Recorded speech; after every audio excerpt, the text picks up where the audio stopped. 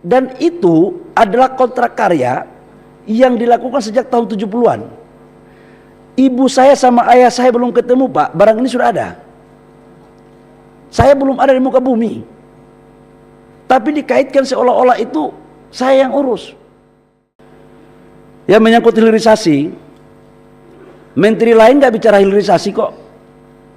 Satgas hilirisasi ini muncul di Kementerian ESDM kan baru kali ini. Dan inilah trigger pertumbuhan ekonomi. Dan inilah trigger penciptaan lapangan pekerjaan. Dan ini juga trigger untuk pemerataan pertumbuhan ekonomi. Tapi kalau diminta ada nggak selainnya untuk nanti kami akan kirimkan. Sekedar saya memberikan penjelasan, 18 proyek hilirisasi yang ditangani oleh Satgas hilirisasi yang notabene ketuanya adalah Menteri SDM, itu telah disampaikan kepada Menteri Investasi karena akan dibiayai oleh Danantara. Dan kemarin ratasnya dengan Bapak Presiden, insya Allah Desember awal sudah selesai. Totalnya 618 triliun rupiah. Dari berbagai sektor termasuk pertanian, perkebunan dan kelautan. Namun 90% dari hilirisasi itu adalah mengcover untuk sektor mineral batubara, oil and gas. Termasuk dalamnya adalah DME. Ini adalah sebuah instrumen penting untuk menciptakan kawasan pertumbuhan. Dan untuk sekaligus untuk menciptakan nilai tambah terhadap pengelolaan sumber daya alam kita. Karena ini kembali kepada pasal 33. Tapi Pak Gunnar, saya sangat setuju sekali bahwa ini penting untuk terkait dengan implementasi hilirisasi maupun regulasi. Saya pikir kita harus tata karena ini untuk kebaikan kita ke depan. Yang kemudian menyangkut pencabutan IUP, saya itu bingung. Izin Bapak Ibu semua, kita cabut IUP, ada juga yang datang protes. Kayak IUP Raja Ampat. IUP Raja Ampat ini kan betul yang tadi dari Bapak Sartono ini, Bapak Sartono dari Demokrat, DFK, disinformasi, fitnah, kebencian. Waduh, saya bertemu ke referensi ini Pak. Saya terima kasih Pak. Waduh, kalau saya tidak datang rapat, gak dapat ini barang. Ini terkait dengan Raja Ampat. Itu Raja Ampat kan 5 IUP Pak. 5 IUP itu satu yang dikelola oleh BUMN yang namanya PT Gag Nikel. Itu anak perusahaan miliknya Antam. Dan itu adalah kontrak karya yang dilakukan sejak tahun 70-an. Ibu saya sama ayah saya belum ketemu Pak. Barang ini sudah ada. Saya belum ada di muka bumi. Tapi dikaitkan seolah-olah itu saya yang urus. 4 izin. Dan saya juga tahu siapa kontraktornya. Tapi kan gak usah sampai gitu-gituan banget kita.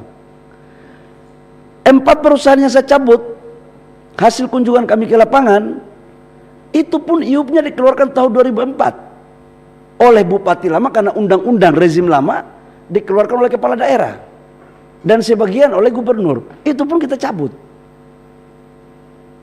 Dan saya pikir yang begini-begini kita semua dalam ruangan ini punya nyali lah untuk melakukan itu. Selama Merah Putih dan Ibu Pertiwi, untuk kebaikan Ibu Pertiwi, saya pikir saya nggak ada mundur-mundur itu Pak. Sudah biasa dari jalan-jalanan kok kita. Kita ini kan saya masuk sampai ke sini kan melewati darat, laut dan udara. Tidak hanya satu fase kita. Jadi, nah untuk pencabutan IUP, saya kasih contoh Pak. Ini saya jawab general aja. Bayangkan reklamasi benar dari abang saya dari Nasdem itu, benar itu. Bayangkan orang mau nyusun RKAB nggak kasih jaminan reklamasi.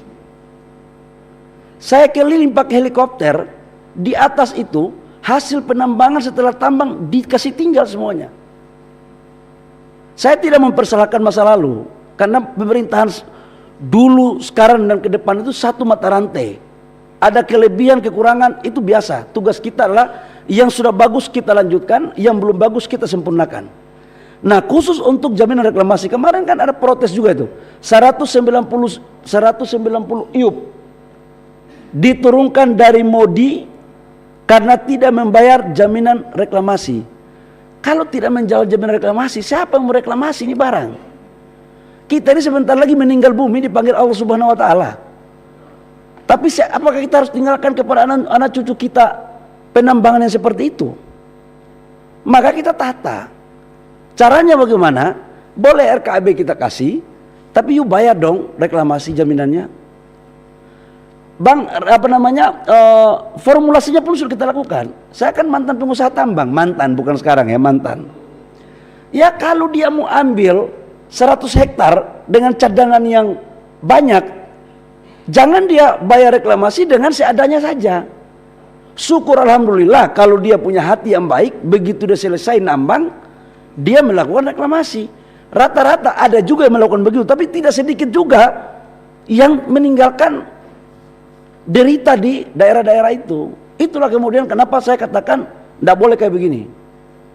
Pasti muncul lagi istilah itu DFK ini. Memang Pak, memperbaiki itu Pak, DFK lebih banyak daripada maunya kita. Apa yang saya lakukan ini hanya untuk memperbaiki aja. Itu saya tapi terima kasih. Jadi ini Pak Dirjen sama Dirjen Gakum mana ya? Pak Dirjen Gakum, Komisi 12 lagi uji nyali Bapak ini. Bapak jaksa atau bukan jaksa? Oh ya. Kalau nyali tidak ada, segera pertimbangkan.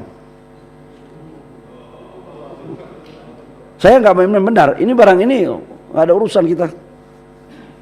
Yang berikut menyangkut lifting. Bapak Ibu semua, ini Golkar punya ini. Ya ini karena fraksi Golkar jadi nggak berani agak tajam-tajam gitu. Tapi gini saya mau jelasin ya. Lifting. Bapak-bapak ini kan sudah anggota DPR lama. Tunjukkan kepada saya tahun berapa terakhir yang lifting kita mencapai target APBN. Tunjukkan. Saya nggak mau bicara omon-omon, saya mau bicara fakta aja. Saya pikir sudah sangat lama target lifting kita hampir tidak mencapai di dalam APBN. Di 2024 target APBN kita 605.000 barel per day dalam APBN. 600 apa 605? 605. Mohon maaf kalau saya salah, tolong dikoreksi. Realisasi kita berapa? 580.000 barel per day. Sekarang alhamdulillah karena dukungan dari Bapak Ibu semua, pimpinan Komisi 12 dan seluruh stakeholder, kita sudah mencapai 605 sampai dengan 606.000 barel per day.